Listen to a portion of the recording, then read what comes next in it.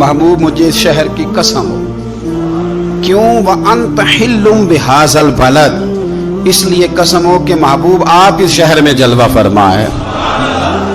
اللہ نے قسم اٹھائی۔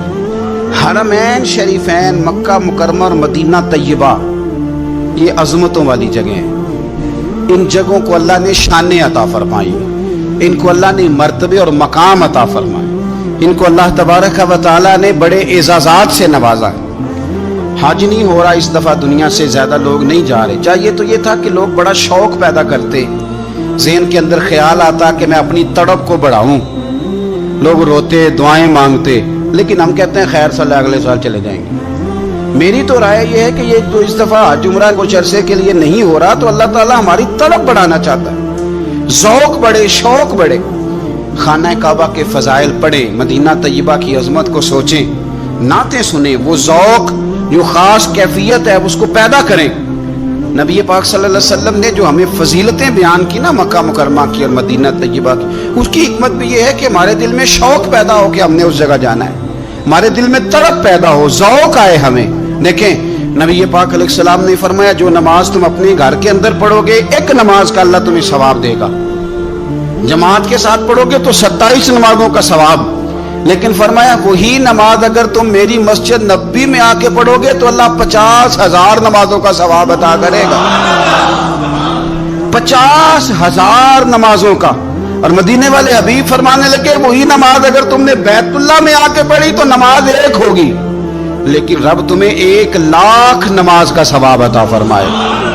اب یہ فضیلت حضور نے بیان کی، فضیلت دیکھیں اللہ تعالیٰ کی رحمتیں ہر جگہ برستی، یہاں کب برسیں گی ہمیں کوئی پتہ نہیں، تقریر کے وقت، خطبے کے وقت، نماز کے وقت، دعا کب برسیں گی نہیں پتہ، لیکن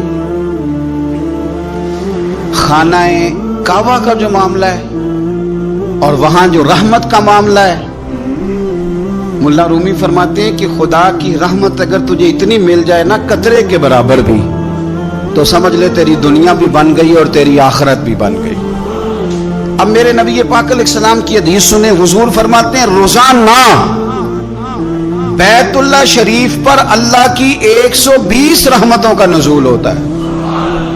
یا رسول اللہ کس وقت ہوتا ہے؟ فجر کے وقت، ظہر کے وقت، عصر کے وقت، طواف کے وقت، نماز کے وقت، کب؟ تو حضور نے طے کر کے بتایا، فرمایا 120 رحمتیں اللہ خانہ کعبہ پہ نازل فرماتے ہیں۔ یا رسول اللہ کب؟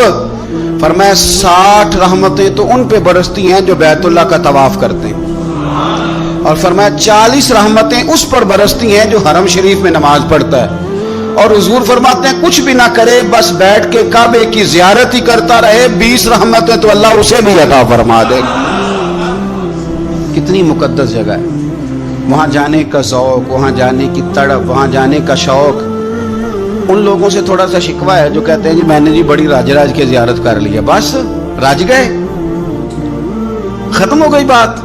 سنو نبی پاک علیہ السلام نے 53 سال حیات ظاہرہ کے وہاں گزارے، 53 سال، لیکن جناب صدیق اکبر رضی اللہ تعالیٰ عنہ فرماتے ہیں قربان جاؤں جس رات میرے کریم محبوب علیہ السلام ہجرت کی رات مکہ مکرمہ سے نکل رہے تھے تو حضور پلٹ پلٹ کے بیت اللہ کو دیکھتے تھے، حضور پلٹ پلٹ کے دیکھتے تھے، اور پھر میرے محبوب کریم علیہ السلام نے پلٹ کے کعبے کی طرف دیکھ کے فرمایا بیت اللہ تو مجھے بڑا ہی پیارا ہے، تو مجھے بڑا ہی پیارا ہے، اے شہر مکہ تو مجھے بڑا ہی پیارا ہے۔ فرمایا اگر میری قوم مجھے پریشان نہ کرتی میں تجھے کبھی چھوڑ کے نہ جاتا۔ 53 سال رہنے کے باوجود بھی حضور کا بیت اللہ سے پیار، نبی پاک کی اس شہر کے ساتھ وابستگی، وہ دلچسپی، وہ ذوق، وہ شوق، وہ کیفیات، کیوں مان پڑتے جا رہے ہیں ہمارے جذبے؟ ہمارے سیاست کی باتیں روز ہونے لگی ہیں، بحثوں کی باتیں روز ہوتی، لیکن اپنا عشق مضبوط کرنے کی بات، آپ یقین کریں جو عشق ہوتا ہے یہ بندے کو آزاد کر دیتا ہے، یہ بندے کو عشق آزاد کر دیتا ہے۔ اعلیٰ حضرت فرماتے ہیں اے عشق تیرے صدقے جلنے سے چھٹے سستے، جو آگ بجھا دے گی وہ آگ لگائی ہے۔ اور علامہ اقبال کہنے لگے، اقبال سمجھاتے ہیں، وہ کہتے ہیں بجھی عشق کی آگ اندھیر ہے، اب مسلمان نہیں اب خاک کا ڈھیر ہے۔ کہتے ہیں بغیر عشق کے نا कोई काम भी, नमाज भी बगैर इश्क के पढ़ी जाती है तो कोई मजा ही नहीं देती, बंदे कहते हैं दिल ही नहीं लगता। पीरी मुरीदी है बगैर इश्क के, ऐसी बस रस्म रुस्म ही है, ठीक है गुजारा चल रहा है। कुरान शरीफ की तिलावत है तो बगैर इश्क के कैसे कैफियत चलेंगी। अल्लाह रसूल के साथ प्यार है तो कोई दिलचस्पी नहीं, कोई शौक नहीं, कोई कैफियत। आप यकीन करें कुछ बंदों पे बंदे को तड़प आ जाती है, शौक आ जाता है, यार ये इसको कैसे निकाल लें, ये किस तरह का प्यार करता है। आके बैठा रहता है, चुप करके बैठा रहता है, कहता है जी कोई काम नहीं, बस 10 मिनट मिलना है। बंदे को उस बंदे पर वैसे ही प्यार आ जाता है। कुछ ऐसे संगी होते हैं जो आस्थानों पे 10 चक्कर लगा के आते हैं, शिकवा नहीं करते कि मैं 100 दफा भी आया हूँ, फलाने हजरत मिले नहीं। वो वारफ्तगी है, वो शौक है हमारा। जब तक अल्लाह रसूल के साथ रिश्ता इश्क का था, प्यार का था, ज़ौक़ का था, दर्द का था, खुलूस का था, आप यकीन करें तबीयतें जमी हुई थी। नबी पाक ने ना हमें तकलीफ में रह के प्यार करने का दर्स दिया। बुखारी मुस्लिम में हदीस है, हुजूर अपने मदीने की शान बयान करने लगे। हुजूर फरमाने लगे, महबूब फरमाते हैं यमन फतह होगा तो वहाँ खेत अच्छे होंगे, खलियान अच्छे होंगे, कारोबार अच्छे होंगे, तो कुछ लोग मदीने वाले वहाँ जाके रहने लग जाएंगे, आबाद हो जाएंगे। लेकिन हुजूर फरमाते अल मदीना तो खैरुल लहुम लौ कानू यअलमून।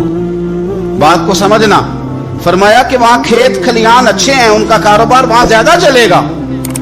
लेकिन रसूल करीम ने फरमाया मदीना ही उनके लिए बेहतर था, काश वो इस बात को जान लेते।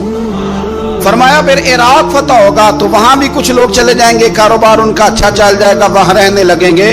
लेकिन फरमाया अल मदीना तो खैरुल लहुम लौ कानू यअलमून। फरमाया मदीना ही उनके लिए बेहतर था, काश वो समझ लेते। और मेरे नबी पाक अलैहिस्सलाम ने फरमाया जो मदीने में डटे रहेंगे और मदीने की तकलीफों पर सब्र करेंगे, अज़ियतों पर सब्र करेंगे, फरमाया अगर वो गुनाहगार होंगे मदीने में रहने वाले तो मैं क़यामत में उनकी सिफारिश करूंगा, और अगर नेकोकार होंगे तो मैं अल्लाह की बारगाह में उनकी नेकियों पर गवाह बन जाऊंगा, गोया मैं उनके साथ रहूंगा। मदीने के साथ नबी पाक की जो मोहब्बत है, हुजूर का जो प्यार है। जिस रात मेरे नबी पाक सल्लल्लाहु अलैहि वसल्लम मक्का मुकरमा से निकल रहे थे ना मदीना तैयबा जाने के लिए, तो हुजूर ने दुआ फरमाई, कहा ए अल्लाह तूने मुझे उस शहर से निकाला जो मुझे बड़ा ही प्यारा था।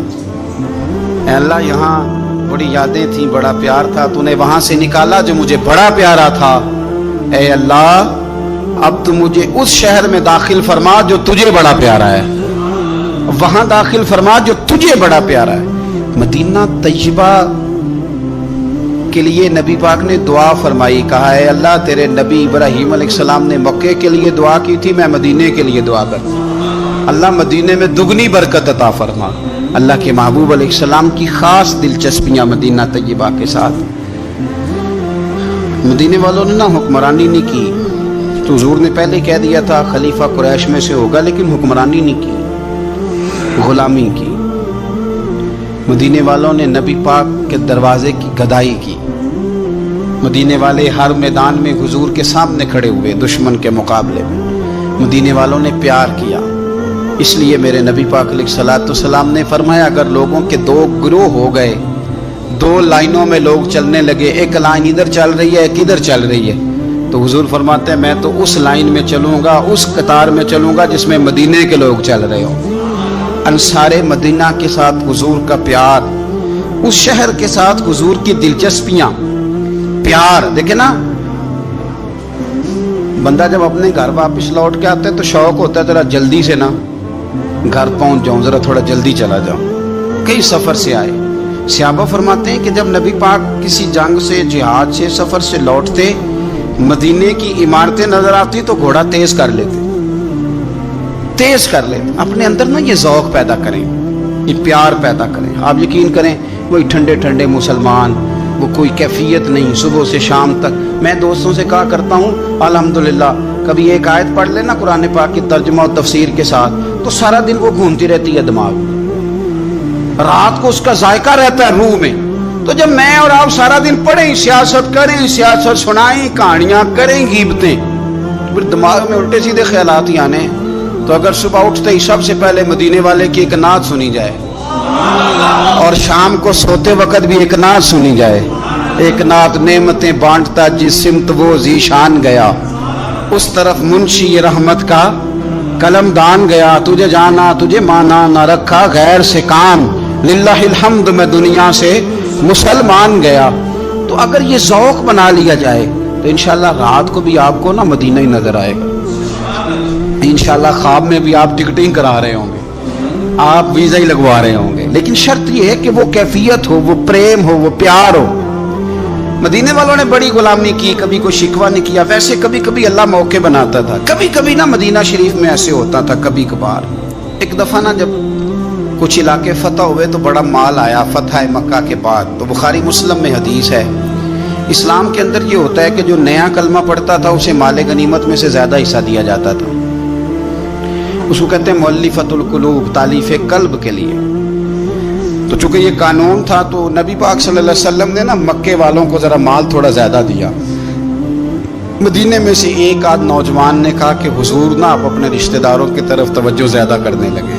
ये भी मोहब्बत की जंग होती है ना, कुर्बान जाएं। हुजूर सैयद आलम अलैहिस्सलाम तक बात पहुंची और इसी तरह पहुंची कि एक आध नौजवान ने बात की है।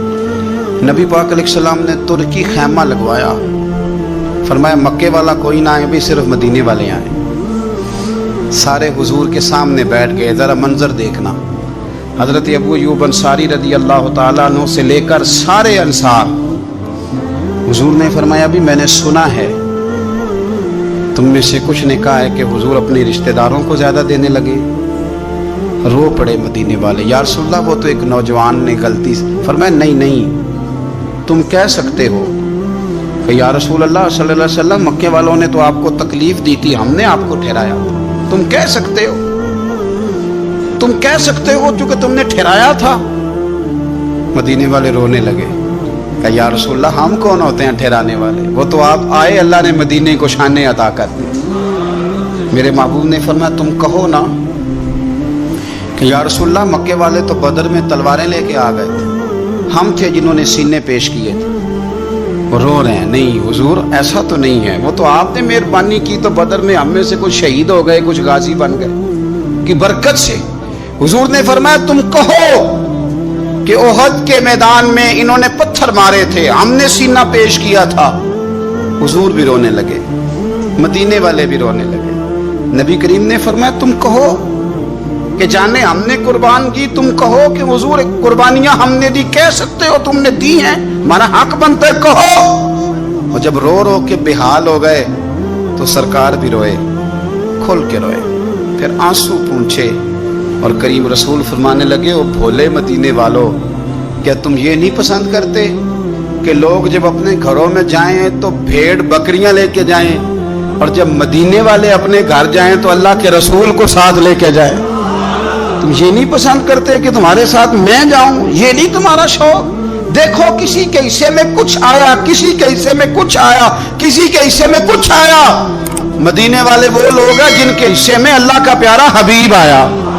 तुम्हें रसूल करीम मिले, तुम कितने खुशबख्त हो, कितने खुश नसीब हो, तुम्हें नबी पाक का साथ मिला। हुजूर है, ये है अर्ज़ जन्नत, ये तैबा की ज़मीं है, जन्नत भी यहीं और माल के जन्नत भी यहीं है। मदीना तय्यबा के साथ मुसलमान का खास प्रेम रहा, खास प्यार रहा।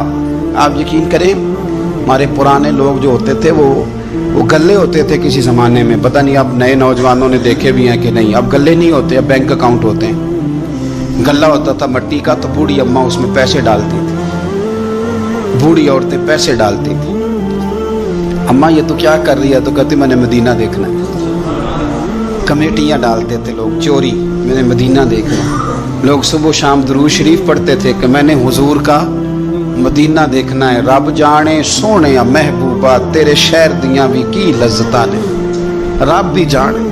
मुझे भी अल्लाह ने कुछ मौका दिया है, पर आप यकीन करें अभी भी जब कभी दिल पूरा बंद होने लगता है ना, घबरा जाता है, तो जो चीज़ सबसे पहले याद आती है वो मुस्तफ़ा का मदीना याद आता है। रब भी जाने सोने महबूबा तेरे शहर दियाँ भी की लज्जता ने, एक रोन जिन्हां ने वेख्या नहीं, एक ते रोन ना जिन्हां ने।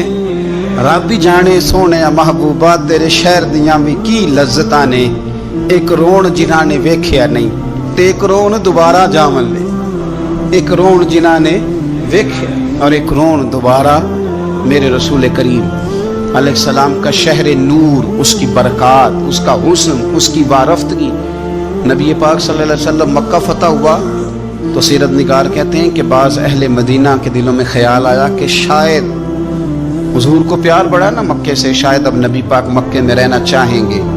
तो कुछ ने कह भी दिया कि या रसूलल्लाह अगर आप वहाँ रहना चाहें तो हमारी तरफ से पाबंदी कोई नहीं। तो अल्लाह के महबूब की आंखों में आंसू आए, फरमाया मुझे मक्के से बड़ा प्यार है, बड़ा प्यार है। उसकी वजह यह है कि मेरी माँ की यादें मक्के में, मेरे वालिद की मोहब्बतें मक्के में। फरमाया बड़ा प्यार है मुझे मक्के से, मैं यहाँ खतीजा को ब्याह के लाया था, यहाँ मेरी बेटियाँ पैदा हुई थी, यहाँ मैंने बड़ा कुछ देखा, मुझे बड़ा प्यार है। और होता भी है, जो अपना इलाका होता है ना, अपना देश, किसी शायर ने कहा था देश से आने वाले बताओ यारान गुलिस्तां कैसे हैं। प्यार होता है अपने इलाके से। तो हुजूर ने फरमाया मुझे मक्का बड़ा ही प्यारा है, बड़ी मोहब्बत है, लेकिन मदीने वालों अब फैसला कर लिया जीना भी तुम्हारे साथ ही है, और दुनिया से जाना है तो कब्र भी मदीने में ही बनेगी। और हुजूर फरमाने लगे जब क़यामत में उठूंगा तो कब्र भी मदीने से ही खुलेगी। अपना ख़ास ज़ौक़, वो ख़ास वारफ्तगी, वो ख़ास मोहब्बत मदीना तय्यबा के साथ जो एक मुसलमान की होनी चाहिए, उस मोहब्बत को सलामत करें। मौका पर इस बात को समझ लें कि तरजीह दुनिया को न दे, तरजीह आखिरत को, अल्लाह की ज़ात को। हमारी आखिरत किस तरह ठीक हो सकती है, आखिरत में कामयाब किस तरह हो सकते हैं, आखिरत में अल्लाह ताला की रज़ा कैसे पा सकते हैं, इसको तरजीह देनी चाहिए। नबी पाक सल्लल्लाहु ताला अलैहि वसल्लम के बहुत सारे सहाबा बड़ी शानों वाले, एक सहाबी का हम आज जिक्र करने जा रहे हैं जिनका नाम है हज़रत अबू ज़र ग़िफ़ारी रज़ी अल्लाह ताला। हमारे सूफिया तसव्वुफ़ में एक जुमला बोलते हैं कि तेरा तो फ़क्र फ़क्र बूज़र है, यानी जिनको सही दरवेश कहते हैं ना, सही दरवेश। मौला अली शेर खुदा रज़ी अल्लाह ताला अन्हु फरमाया करते दो ही तो बंदे हैं जो रब के रस्ते में किसी शय की परवाह नहीं करते। हुजूर कौन से? फरमाया अबू ज़र ग़िफ़ारी है और दूसरे अलीउल मुर्तज़ा है। मौला अली फरमाया करते ये ना मुसलमानों में से चौथे या पांचवें मुसलमान हैं। शुरू से एक सलीम तब आदमी, कुछ लोग तबन बड़े नफीस होते हैं, तबनी अल्लाह की तरफ से शुरू से ही। इनका जो कबीला था बनु गफ़ार, वो राहज़नी करता था, लोगों को लूट लेता था। शुरू में ये काम किया, लेकिन जब कुछ लोगों की चीखें कानों में गईं तो छोड़ दिया। फरमाया नहीं यार, तबीयत नहीं मानती। और नबी पाक का कलमा पढ़ने से पहले ही बुतों की पूजा छोड़ के रब की इबादत शुरू कर दी। लोग पूछा करते थे आप इबादत तो करते थे पर मुंह किधर करते थे? फरमाते थे जिधर वो करा लेता था कर लेते थे। किसी ने इन्हें बताया कि मक्के में एक शख्स हैं जिन्होंने ऐलान नबुव्वत किया है, आपकी तरह की बातें करते हैं। इन्होंने अपने भाई को भेजा, उनका नाम अनीस था, पता करके वापस आए। भाई कहने लगे अबू ज़र, इनका नाम जुंदब है, असल में ज़र इनके बेटे का नाम है और कुनियत से ज़्यादा मारूफ हैं, अबू ज़र ग़िफ़ारी कहलाते हैं। फरमाते हैं कि भाई ने आके बताया कि वो नेकी का हुक्म देते हैं, बुरे कामों से मना करते हैं, सिला रहमी का पैगाम देते हैं, लेकिन लोग सारे मुखालिफ हैं। ये चीज़ भी बड़ी काउंट होती है, इसे ना काउंट किया करें। लोगों की तरजीहात बदलती हैं, सुबह कुछ, दोपहर कुछ, शाम कुछ, इसे ना काउंट करें। उन्होंने इस बात को काउंट करके बताया कि लोग उनके जो है ना वो मुखालिफ हैं सारे। तो हज़रत अबू ज़र ग़िफ़ारी कहने लगे मुझे तसल्ली नहीं हुई, मैं खुद जाके पता करूंगा। कहते हैं मक्का शरीफ आया तो किसी ऐसे आदमी से पूछ बैठा, मैं तो कुछ और समझा था, वो कुछ और निकला। मक्के वालों ने बड़ा मारा। मक्के पहुंच के पहली जो चीज़ मिली वो मार खाने की थी।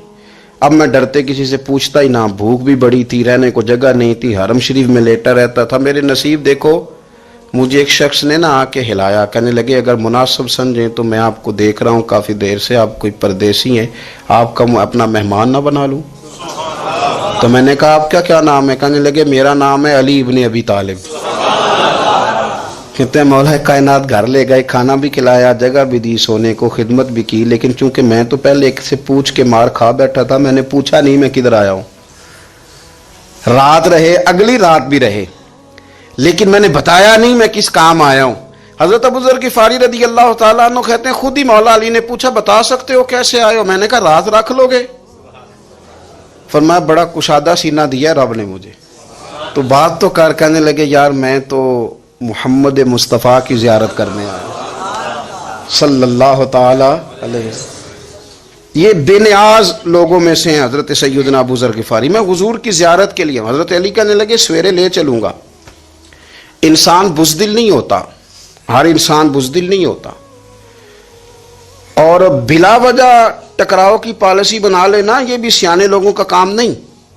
حکمت کے تقاضوں کے مطابق چلنا یہ بھی دلیر لوگوں کا ہی کام ہوتا ہے. حضرت مولا علی کہنے لگے صبح لے کے چلوں گا پر حالات ٹھیک نہیں. شرارتی لوگ ہر جگہ ہوتے ہیں. اگر کوئی شرارتیوں کا ٹولہ ملا نا جو کھڑا ہوگا جاسوسی کرنے کے لیے کہ حضور کی طرف کون کون جا رہا ہے, تو میں نیچے جھکوں گا جوتے کا تسمہ ٹھیک کرنے کے لیے. لیکن آپ نے نہیں کھڑے ہونا, آپ نے چلتے رہنا ہے تاکہ کسی کو شک نہ ہو.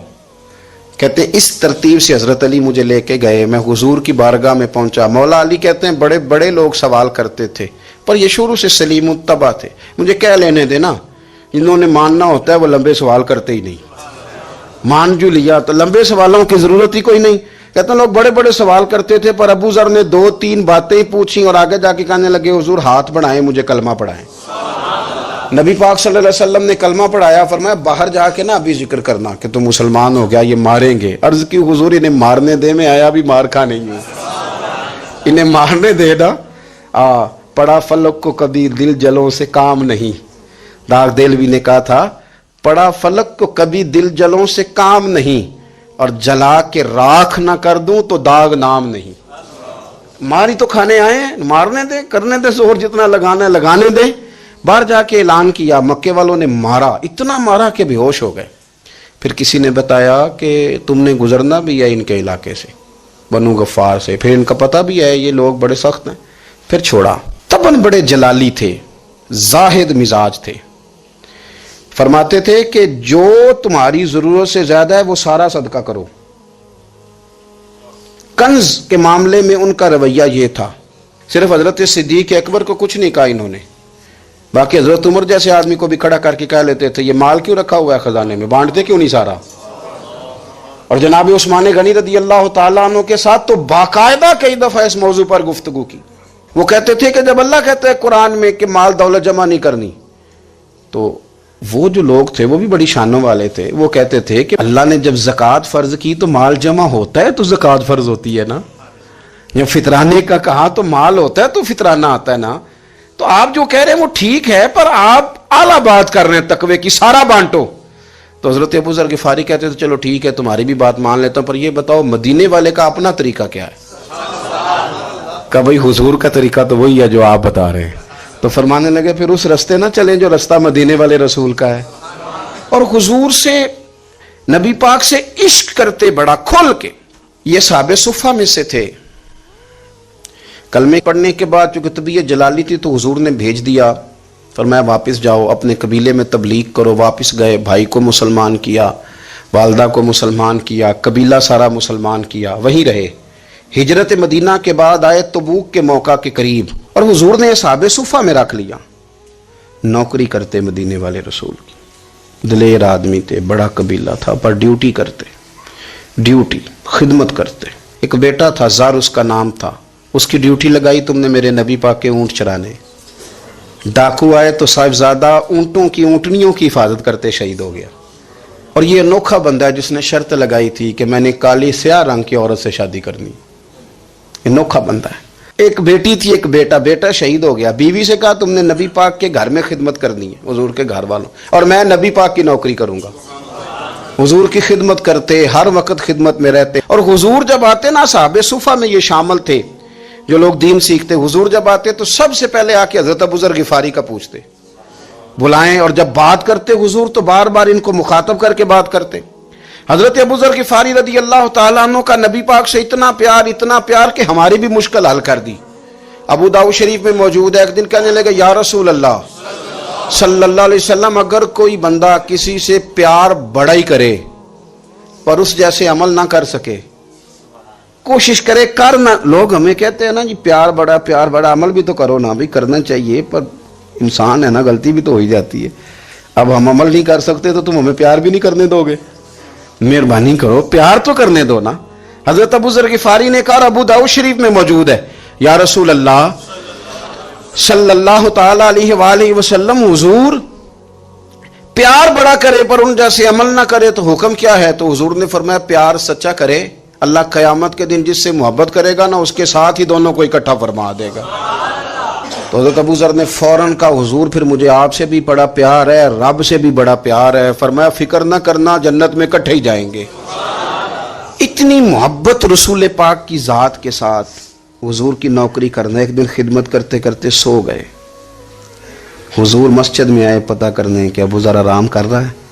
یہ بھی مزہ ہوتا ہے، خیال رکھنا اپنے درویشوں کا، کیا کھایا کیا پیا کہاں سوئے۔ حضور رات کو آئے، یہ سوئے ہوئے تھے، فرماتے ہیں حضور نے میرا انگوٹھا ہلایا، میں اٹھ کے بیٹھ گیا، حضور بھی میرے پاس بیٹھ گئے۔ اور میں ابو ذر بڑا پیار کرتے ہو؟ سونے آپ کو پتہ ہی ہے۔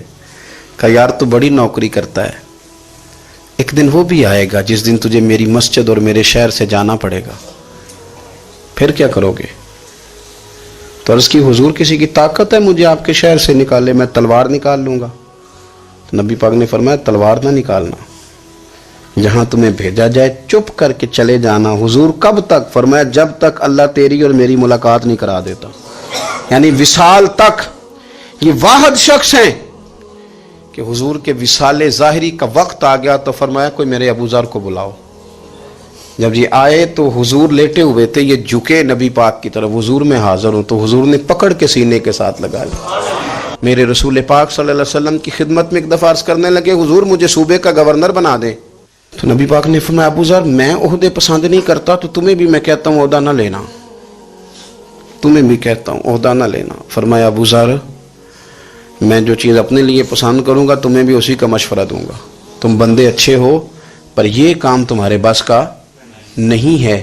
بڑے زاہد آدمی میرے رسول کریم صلی اللہ تعالی علیہ وآلہ وسلم نے ان کے بارے میں فرمایا جس طرح نبیوں میں حضرت عیسیٰ علیہ السلام ہوئے، حضرت عیسیٰ دیکھیں نا، انبیاء میں اللہ تعالیٰ نے ہر قسم کی عظمت نبیوں کو دی۔ جناب سلیمان علیہ السلام کا تو تخت بھی ہوا میں اڑتا تھا، جن تک تابع دار تھے، اور نبیوں میں حضرت عیسیٰ بھی ہیں جن کے پاس گھر بھی کوئی نہیں، شادی بھی کوئی نہیں کی، اینٹ سرانے رکھ کے تکیہ بناتے، ایک ان کے پاس کنگھی تھی اور ایک پیالہ تھا۔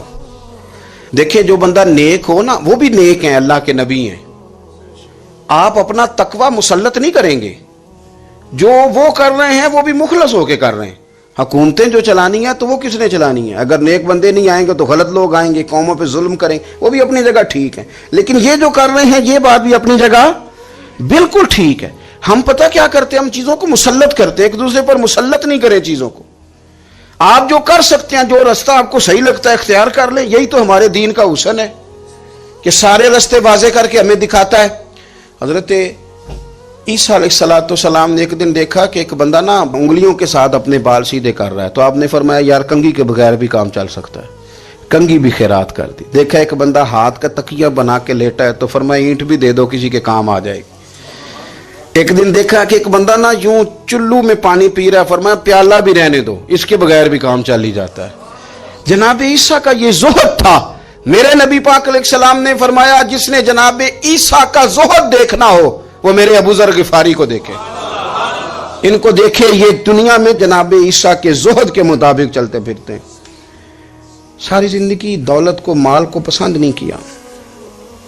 جہاں رہتے تھے ایک گورنر صاحب نے 300 دینار تحفے میں بھیجے، تو ایک ہوتا ہے نا بندہ کہتا نہیں نہیں ضرورت نہیں، اور حضور سید عالم صلی اللہ علیہ وسلم نے حضرت عمر سے فرمایا تھا جو خود بخود آ جائیں وہ قبول کر لو اللہ کی طرف سے، لیکن ان کا رنگ فقیری والا تھا اور تھوڑا انوکھا تھا۔ 300 دینار آئے تو فرمانے لگے اسے جا کے کہو تمہیں کوئی اور بندہ نہیں ملا دھوکہ دینے کے لیے، میرے گھر ہی مال بھیج دیا ہے۔ فرمانے لگے میرے پاس گدھا ہے سواری کرنے کے لیے، میرے پاس بکریاں ہیں دودھ پینے کے لیے، میرے پاس ایک چادر اضافی ہے سامان میں سے، میں تو ڈرتا ہوں کہ رب کہیں اس چادر کے بارے میں سوال نہ پوچھ لے، اور تم ہو کہ میرے پاس یہ لے کے آئے ہو۔ حضرت عثمان غنی کے پاس جا کے کہا کرتے کتنا لوگوں کے پاس پیسہ آ گیا ہے، ہر بندے کے گھر میں مال ہے، یہ کیا ہو رہا ہے، لوگوں سے کیا خرچ کرے غریبوں پہ۔ عثمان غنی فرمانے لگے تمہیں تو خوش ہونا چاہیے کہ میرے دور میں لوگ خوشحال ہو گئے ہیں۔ آپ فرمانے لگے نہیں، وہ والا رنگ زیادہ بہتر ہے جو مدینے والے نے اختیار فرمایا ہے، کیونکہ کچا رنگ للاری والا چڑھدا تے لیندا رہندا عشق تیرے دا رنگ محمد، جدوں چڑھ جائے پھر نہیں لیندے۔ آپ کی طبیعت کے اندر دولت سے بیزاری، حضرت ابو درداء، حضرت ابو موسیٰ اشعری، حضرت ابو ہریرہ رضی اللہ تعالی عنہ، یہ سمجھ لیں ان کے کلاس فیلو تھے، ان کے ساتھ پڑھا تھا انہوں نے۔ حضرت ابو ذر غفاری ان پر بھی جلال کرتے۔ آپ یقین کریں کہ طبیعت نا ایسے کیف میں آ گئی ان کو پڑھ کے، ان کو پڑھا جب کچھ دنوں سے تو کچھ انوکھا، یہ انوکھی وجہ ہے، سارے زمانے سے نرالے ہیں یہ بندے، کون سی بستی کے یار اب رہنے والے ہیں، یہ کس طرح کے لوگ ہیں، کیا سوچ ہے۔ حضرت ابو درداء رضی اللہ تعالیٰ عنہ کے گھر کے قریب سے گزرے تو حضرت ابو درداء مکان بنا رہے تھے، کیا جملہ کہا، تڑپ گئی روح، فرمانے لگے ابو درداء تجھ سے مجھے یہ امید نہیں تھی یار۔ فرمایا کیا ہوا؟ فرمانے لگے اب تیرا مکان بنانے کے لیے بھی اللہ کے بندوں کی پشتوں پر اینٹیں رکھی جائیں گی، تیرا مکان بنانے کے لیے رب کے بندوں کی پشتوں پر اینٹیں تیرے لیے۔ حضرت ابو درداء نے گردن جھکا لی، فرمایا یار جہاں تو ہے نا تو بالکل ہی ٹھیک کہتا ہے۔ کیوں؟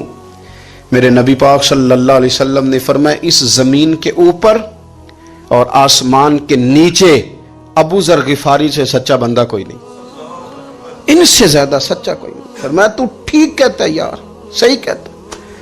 حضرت ابو موسیٰ اشعری رضی اللہ تعالیٰ عنہ کو گورنر بنا دیا گیا عراق کا۔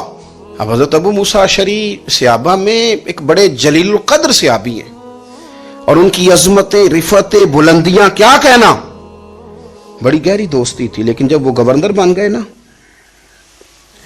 تو آپ نے فرمایا بس بھئی اب تو نے عہدہ لے لیا ہے، یہ بندے کو ٹھیک نہیں رہنے دیتی چیزیں، اب تو عہدے میں چلا گیا۔ بڑی مدت کے بعد ملاقات ہوئی حضرت ابو موسیٰ اشعری کے ساتھ، وہ دوڑ کے آئے حضرت ابو ذر غفاری کے گلے ملنے، میرا بھائی میرا بھائی۔ فرمایا پیچھے ہٹ جا، میں نہیں تیرا بھائی، تو گورنر ہے، میں غریب آدمی ہوں، اپنا کام کر۔ پھر دوڑ کے آئے، فرمایا ابو ذر تو میرا بھائی ہے یار، اکٹھے پڑھتے تھے حضور۔ فرمایا نہیں جا تو نہیں میرا۔ پھر آئے، جانتے تھے نا یہ سچا بندہ ہے، یہ سچا بندہ ہے، یہ تقریروں والا نہیں، صرف وعظوں والا نہیں، اس کے اندر بھی بڑی سچائیاں ہیں۔ قریب آئے، آ کے کہا یار تو میرا بھائی ہے، میرے سینے لاگ۔ فرمانے لگے تو تیسری بار آیا ہے، مومن ہے، میں منہ نہیں موڑ سکتا، پر پہلے مجھے بتا گورنر بننے کے بعد تو نے مکان کتنے بنائے، باغ کتنے لگائے، چکیاں کتنی لگائیں، کتنے تو نے چیزیں بنائی ہیں، پہلے بتا۔ تو حضرت ابو موسیٰ اشعری نے ان کا ہاتھ پکڑا، رونے لگے، کہنے لگے جس محبوب سے تو نے تربیت لی ہے میں بھی انہی کا نوکر ہوں، جن کپڑوں میں میں عراق گیا تھا میرے آج بھی وہی ہیں یار۔ کیا بات کرتا ہے تو، میرے وہی ہیں۔ مجھے بتا اگر یہ عہدے خدمت کے ہم نہیں لیں گے تو پھر کیا ظالموں کو دیں گے، غیروں کو دیں گے؟ نہ کر، کچھ نہیں بنایا۔ حضرت سیدنا ابو موسیٰ اشعری رضی اللہ تعالیٰ عنہ روئے، اور جب کہا نا کوئی شے نہیں میرے پاس، تو فرمایا اچھا چل آ جا، پھر سینے لگ جا، تو واقعی میرا بھائی ہے۔ پھر حضرت ابو ذر غفاری نے محبت فرمائی، وہ درویشی، وہ فقیری، وہ سادگی، وہ نورانیت، وہ دل کے ساتھ اندر۔ ہمارے تو بہت سارے لوگ ہیں جو کہتے ہو کہاں لے جانا ہے مال، کیا ضرورت ہے مال کی، ہر وقت مال کی مخالفت کرتے ہیں، لیکن دل ان کا کہتا ہے کہ آئے صحیح، کسی طریقے سے پہنچے صحیح۔ حضور نے فرمایا بعض لوگوں کی زبانیں شہد سے زیادہ میٹھی، دل بھیڑیے سے زیادہ خطرناک، اوپر سے کہہ کچھ رہے ہیں اندر حالات کچھ اور ہیں۔ لیکن حضرت ابو ذر غفاری رضی اللہ تعالیٰ عنہ دوری دولت سے، آپ فرماتے کیوں ہیں لوگوں کے پاس مال، کس لیے اتنا مال جمع کیا ہے؟ کیا ساری غریبی ختم ہو گئی ہے، غربت مٹ گئی ہے ساری، کیوں لوگ مال بناتے ہیں؟ ایک اور آپ کی کلاس فیلو تھے جو بصرے کے گورنر بنے، عبداللہ بن عامر رضی اللہ تعالیٰ۔ ایک صاحب سے ملاقات ہوئی، جناب نافع تائی ان کا نام تھا، تو حضرت ابو ذر غفاری سے وہ بڑے شوق سے ملنے آئے، حضور کے صحابی سمجھ کر کے۔ فرمایا کہاں کے رہنے والے ہو؟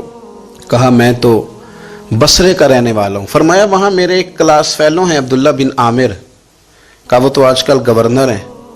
فرمایا میرا ایک پیغام دے دو گے اس کو جا کے؟ کہا حضور دے دوں گا۔ فرمایا اس سے جا کے کہنا تو گورنر بن کے بھی زندہ ہی ہے، اور میں پانی کا پیالہ پیتا ہوں، کھجور کھاتا ہوں، اور رب کی عبادت کرتا ہوں، میں بھی تو زندہ ہی ہوں نا، تو بھی زندہ ہی ہے، اس سے آگے کچھ نہیں ہے۔ اور میں کھجور کھاتا ہوں، پانی کا پیالہ پیتا ہوں، میں بھی تو زندہ ہوں نا۔ اللہ اکبر۔ نافع تائی کہتے ہیں اس پیغام کی سمجھ نہیں آئی، لیکن میں لے کے گیا۔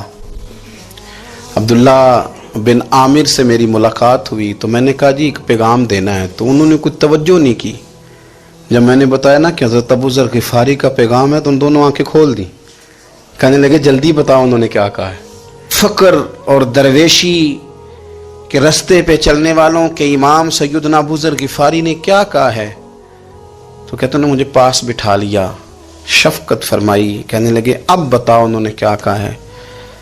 تو عرض کرنے لگے انہوں نے کہا ہے کہ تو گورنر ہے، تو بھی زندہ ہے، اور میں کھجور کھاتا ہوں، پانی پیتا ہوں، رب کو یاد کرتا ہوں، میں بھی تو زندہ ہی ہوں نا۔ کہنے لگے ایک دفعہ پھر کہا انہوں نے کہا تھا کہ میں کھجور کھاتا ہوں، پانی پیتا ہوں، عبادت کرتا ہوں، میں بھی تو زندہ، کہا ایک دفعہ پھر کہتے ہیں تیسری دفعہ کہا تو وہ اتنا روئے کہ انہوں نے چادر میں منہ چھپا لیا۔ کہنے لگے یار وہ ٹھیک ہی کہتا ہے، وہ صحیح کہتا ہے، اتنا مال، اتنے عہدے، اتنی چیزیں، اتنا کچھ جمع کر کے رکھا ہے، ان کا حساب دینا، ان چیزوں کی اللہ کے حضور کیا عذر پیش کریں گے، کس طرح رب کی بارگاہ میں بتائیں گے، کیا وجہ تھی، کن چکروں میں ہم نے زندگی گزار دی۔ سیدنا ابو ذر غفاری رضی اللہ تعالیٰ عنہ نے اپنی حیات مبارکہ ساری کی ساری فرماتے تھے کہ ہم نہیں عمل کریں گے تو کون کرے گا۔ وہ خاص سادگی، وہ خاص، اور پتہ ہے میرے نبی پاک نے کیا فرمایا؟ فرمایا مجھے میرے رب نے حکم دیا ہے کہ میں 4 لوگوں سے پیار کروں۔ اللہ اکبر، کاش کبھی آپ اس حدیث کے جملوں کو سمجھیں۔ او یار اللہ نے حکم دیا ہے محبوب پیار کرے، حضور کس سے؟ تو پہلے 3 مرتبہ نبی پاک نے ایک ہی شخص کا نام لیا، فرمایا علی سے، علی سے، علی سے، پھر فرمایا ابو ذر غفاری سے، پھر فرمایا جناب مقداد سے، پھر فرمایا سلمان فارسی سے۔ رب نے مجھے کہا ان سے پیار کرو۔ حضرت ابو ذر غفاری تبوک کے موقع پر نا اونٹ پہ بیٹھے تھے، پیچھے رہ گئے، اونٹ پر بیٹھے تھے تو پیچھے رہ گئے، اونٹ سست تھا، تھک گیا، چل نہیں رہا تھا۔ حضرت ابو ذر غفاری رضی اللہ تعالیٰ عنہ پہلے تو اسے لے گئے یہ گاؤں میں کہ اونٹ بیمار ہو گیا، اس کا علاج کرایا، لیکن جب وہ ٹھیک نہ ہو سکا نا تو اونٹ وہیں چھوڑ دیا۔ حضور صلی اللہ علیہ وسلم کے پیچھے ضرور پہنچنا ہے میدان تبوک میں، تو جو سامان تھا وہ سارا پشت پہ رکھا اور اکیلے ہی چل دیے، تنے تنہا اور پیدل۔ سامنے سے گرد اڑتی ہوئی نظر آئی تو لوگوں نے کہا حضور پتہ نہیں کون آیا ہے۔ فرمایا تمہیں نہیں پتا، مجھے تو پتا ہے نا، ابو ذر غفاری آیا ہے، ابو ذر غفاری آئے۔ پھر حضور نے فرمایا یمشی واحدہ و یموت واحدہ و یبعث واحدہ، فرمایا یہ تنہا چلتے ہیں، یہ تنہا ہی دنیا سے جائیں گے، تنہا ہی اٹھائے جائیں گے، تنہا چلتے ہیں، تنہا ہی دنیا سے جائیں گے، انتقال تنہا ہی اٹھائے جائیں گے۔ جو بہت زیادہ سختی کرنے لگے صحابہ پہ، بہت زیادہ، تو حضرت عثمان غنی رضی اللہ تعالیٰ عنہ نے فرمایا کہ آپ اپنے مزاج کے لحاظ سے تو درست ہیں، پر جو چیز آپ طاری کرنا چاہتے ہیں جب شریعت گنجائش دیتی ہے تو آپ کیوں اتنی سختی فرماتے ہیں؟ تو فرمانے لگے ٹھیک ہے پھر مجھے ربضہ جانے کی اجازت دے دو۔ ربضہ ایک بستی تھی، جنگل تھا، وہاں کوئی آتا جاتا نہیں تھا، اسی کسے دے کچھ نہیں جلا گئے تو نہ کچھ ہڈا دردی۔ حضور نے کہا تھا نا یمشی واحدہ، تو اکیلا چلے گا، ربضہ چلے گیا۔ حضرت سیدنا عثمان غنی نے کہا یہ کچھ بکریاں لے جاؤ، دودھ پی لیا کرنا۔ فرمایا عثمان مجھے مال کی تو ضرورت پہلے دن سے ہی کوئی نہیں، مجھے تو رب رسول کی ضرورت ہے، ان کی کرم نوازیاں میرے ساتھ رہتی ہیں۔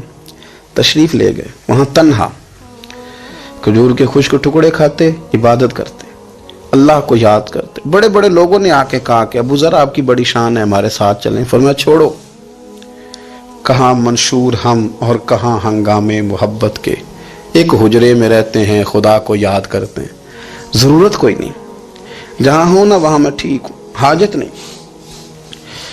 وصال کا وقت آ گیا، دنیا سے جانے کا ٹائم آ گیا، اکیلے ہیں، بیوی ہے اور بیٹی ہے، جنگل کا علاقہ ہے، حج ہو گیا، راستے بند ہو گئے، بیمار ہو گئے، اپنی اہلیہ کو بلا کے کہنے لگے اب میں بچوں گا نہیں، اب جانے کا وقت آ گیا۔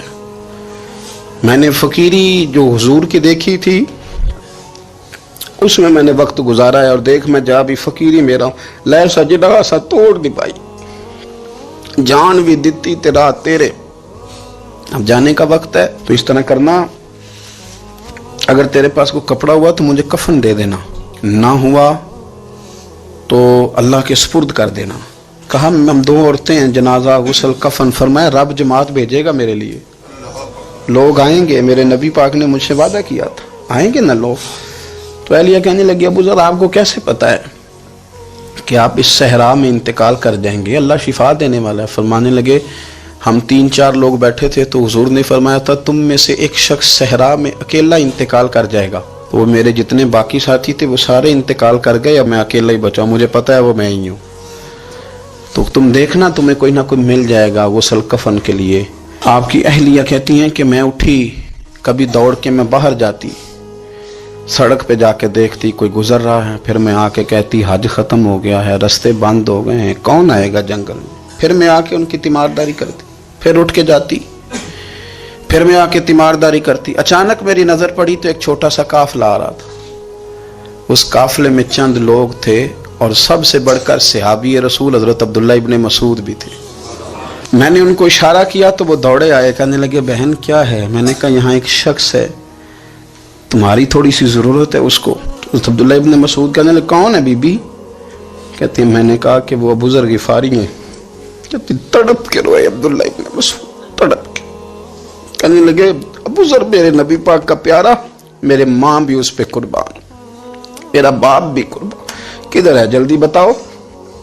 کہتی میں لے آئی، 4-5 لوگ تھے وہ، تو سیدنا ابو ذر غفاری کہنے لگے عبداللہ میرا وصال ہو جائے گا لیکن یاد رکھنا میری بیوی کے پاس کفن کے لیے کپڑا موجود نہیں، وہ لہو سجنا سا توڑ ہی نہیں پائی، جان بھی دیتی تیرا تیرے، کفن کے لیے کپڑا نہیں ہے، لیکن تم میں سے نا وہ بندہ کوئی کپڑا نہ دے جو کبھی کسی سرکاری عہدے پہ رہا ہو، وہ بندہ میرے کفن کے لیے کپڑا نہ دے کسی سرکاری عہدے پہ رہا ہو۔